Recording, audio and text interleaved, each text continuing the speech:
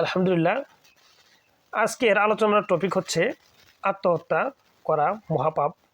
আত্মহত্যা কেন করে মানুষ, এ ব্যাপারে কোরআন হাদিসে কি দিক নির্দেশনা রয়েছে। অতি সম্প্রতি বিশ্ব স্বাস্থ্য সংস্থার এক প্রতিবেদনে এ তথ্য বেরিয়ে এসেছে যে প্রতি 2 মিনিটে 3 জন মানুষ আত্মহত্যা করছেন পুরো পৃথিবীতে। আত্মহত্যা তথা নিজেকে হনন করা এক ঘৃণ্য এবং মহাপাপের কাজ। এত বড় পাপ হওয়া সত্ত্বেও অনেক হতভাগা রয়েছেন যারা জীবনযাপনের কঠিন দুঃখ দুর্দশা ও ব্যর্থতার গ্লানি থেকে পরিত্রাণের জন্য আত্মহননের পথ বেছে নেন। ধৈর্য ধারণ করে মহান আল্লাহর উপর ভরসা করে চললে এমন ভয়াবহ পথে পা বাড়াতে হয় না। যদি কেউ বুঝতো আত্মহত্যার ভয়াবহতা কত কঠিন, তাহলে কোনোভাবেই এ পথে পা দিত না। মহান আল্লাহ তাআলা পবিত্র কোরআনে আত্মহত্যাকারীদের জন্য পরকালে কঠোর আযাবের ব্যবস্থা করেছেন। এই ব্যাপারে মহান আল্লাহ তাআলা পবিত্র কোরআনে আযাবের ঘোষণা দিয়ে বলেছেন, সূরা নিসা আয়াত 29 এবং 30 বলেছেন, তোমরা নিজেদের হত্যা করো না, নিশ্চয় আল্লাহ তোমাদের প্রতি পরম দয়ালু। আর যে ব্যক্তি সীমা লঙ্ঘন করে আত্মহত্যা করবে তাকে অগ্নিতে দগ্ধ করব। এটা আল্লাহর পক্ষে সহজ।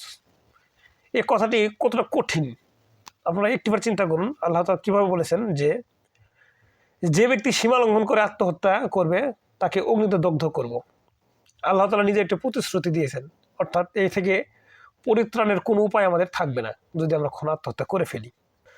আত্মহত্যার অপরাধের জান্নাত হারাম হওয়ার পাশাপাশি হাদিসের কঠোর শাস্তির কথা উল্লেখ রয়েছে। জুনদুব বিন আবদুল্লাহ রাদিয়াল্লাহু আনহু রাসূলুল্লাহ সাল্লাল্লাহু আলাইহি সাল্লাম থেকে বর্ণনা করেছেন, এক ব্যক্তি জখম হয়ে আত্মহত্যা করে। এর পরিপ্রেক্ষিতে আল্লাহ বলেন, আমার বান্দা আমার নির্ধারিত সময়ের আগেই নিজের জীবনের ব্যাপারে দ্রুত ব্যবস্থা গ্রহণ করেছে, আমি তার উপর জান্নাত হারাম করে দিলাম। নাউযুবিল্লাহ মিন যালিক। আল্লাহ তাআলা বলেছেন যে আমার বান্দা নির্ধারিত সময়ের আগেই নিজের জীবনের ব্যাপারে দ্রুত ব্যবস্থা গ্রহণ করেছে, আমি তার উপর জান্নাত হারাম করে দিলাম। বুখারী হাদিস নাম্বার 1275। এবং আরেকটি হাদিস রয়েছে, হযরত আবু হুরায়রা রাদিয়াল্লাহু আনহু রাসূলুল্লাহ সাল্লাল্লাহু আলাইহি ওয়াসাল্লাম থেকে বর্ণনা করেছেন, যে ব্যক্তি পাহাড় থেকে লাফিয়ে পড়ে আত্মহত্যা করবে সে জাহান্নামে অনুরূপভাবে পাহাড় থেকে লাফিয়ে পড়ে আত্মহত্যা করতে থাকবে। এটা হবে তার স্থায়ী বাসস্থান। যে ব্যক্তি বিষ পান আত্মহত্যা করবে, বিষ তার হাতে থাকবে, জাহান্নামে সে সারাক্ষণ বিষ পান করে আত্মহত্যা করতে থাকবে, আর এটা হবে তার জন্য স্থায়ী বাসস্থান। আর যে ব্যক্তি লোহাস্ত্র দিয়ে আত্মহত্যা করবে, সেই লোহাস্ত্রই তার হাতে থাকবে, জাহান্নামে সে তার নিজ পেটে ঢোকাতে থাকবে, আর সেখানে সে চিরস্থায়ীভাবে থাকবে। অর্থাৎ বুখারী হাদিস নম্বর 5333। তো আমরা এটা বুঝতে পারলাম, কেউ যদি আত্মহত্যা করে এটি এমনিতেও পাপের কাজ, তারপরে যদি কেউ আত্মহত্যা করেই নেয়, সে যেভাবে আত্মহত্যা করুক না কেন, কিয়ামতের দিন আল্লাহ তাআলা জাহান্নামে তাকে সেভাবেই চিরস্থায়ীভাবে রেখে দেবেন। অর্থাৎ সে যদি কোনো রশির মাধ্যমে আত্মহত্যা করে কিংবা কোনো লোহাস্ত্র দিয়ে, যেমন চাকু অথবা বিষ পান আত্মহত্যা করে, আল্লাহ চিরজীবন তাকে সেভাবেই শাস্তি দিয়ে যাবেন। দুনিয়া আত্মহত্যাকারীর প্রতি মানুষের ঘৃণা জন্মায়। আপনারা আশেপাশে দেখে থাকবেন, যারা আত্মহত্যা করেছে মানুষ তাদের কখনোই ভালোবাসে না। রাসূল সাল্লাল্লাহু আলাইহি ওয়াসাল্লাম এসব পাপিষ্ঠ ব্যক্তিদের জানাজার নামাজ পড়েননি, অর্থাৎ যারা আত্মহত্যা করেছেন রাসূল তাদের জানাজার নামাজই পড়েননি।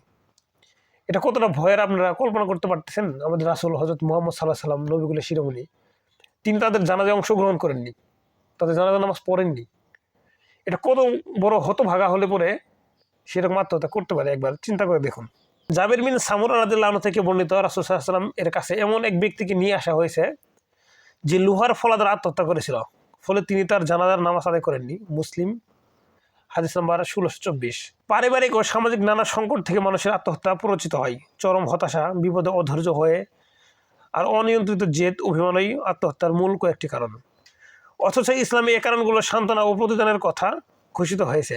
আল্লাহ তাআলা ইরশাদ করেন, হে আমার বান্দারা, তোমরা যারা নিজেদের প্রতি অবিচার করেছ, তোমরা আল্লাহর অনুগ্রহ থেকে নিরাশ হও না। আল্লাহ তাআলা আমাদের ধৈর্য ধরার জন্য এখানে বলেছেন। আল্লাহ তাআলা বলেছেন, হে আমার বান্দারা, তোমরা যারা নিজেদের প্রতি অবিচার করেছ, তোমরা আল্লাহর অনুগ্রহ থেকে নিরাশ হও না, নিশ্চয়ই আল্লাহ সব গুনাহ ক্ষমা করে দেন। সুবহানাল্লাহ। সন্দেহ নেই তিনি ক্ষমাশীল ও দয়ালু। এটি সূরা ঝুমার আয়াত নাম্বার 53। সব বিষয়ে আল্লাহর রহমই একমাত্র ভরসা। মনে রাখতে হবে যে ক্ষণস্থায়ী পৃথিবীর কোনো সংকটই চিরস্থায়ী নয়। সুবহানাল্লাহ। আমাদের সব বিষয়ে মনে রাখতে হবে যে সবসময় ক্ষণস্থায়ী পৃথিবীর কোনো সমস্যাই চিরস্থায়ী নয়। এটি গুরুত্বপূর্ণ কথা। পবিত্র কোরআনের সূরা ইনশিরার 5 এবং 6 নম্বর আয়াতে আল্লাহ তাআলা বলেছেন, ইন্না মাআল উসরি ইসরা ফা ইন্না মাআল উসরি ইসরা।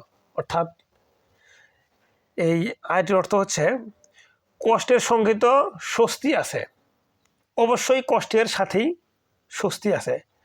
এই কষ্টের সাথে স্বস্তি কথাটি আল্লাহ তাআলা সূরা ইনশিরাতে 2টি বার উল্লেখ করেছেন।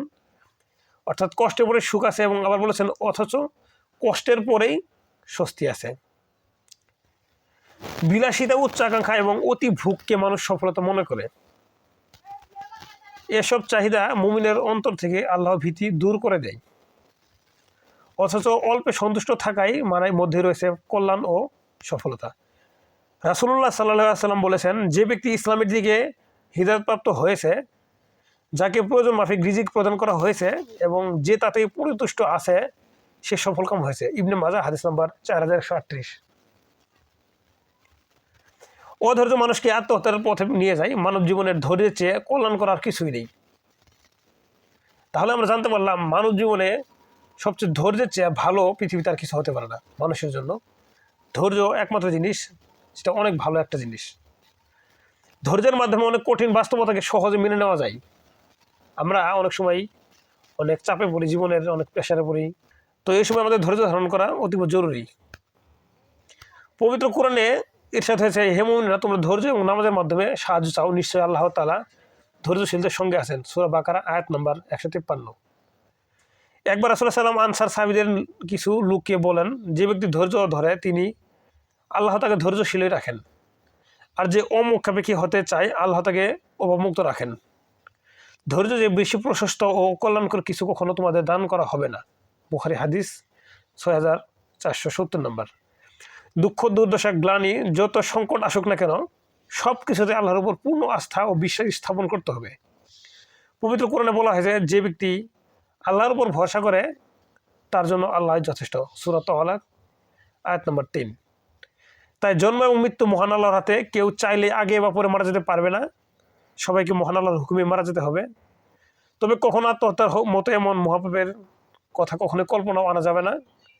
যত বড়ই মানসিক চাপ আসুক না কেন, আমাদের জীবনে যত বড়ই মানসিক চাপ, আর্থিক চাপ, এসব আসুক না কেন, কোনোভাবে আত্মহত্যার কথা আমরা চিন্তা করবো না, ইনশাআল্লাহ।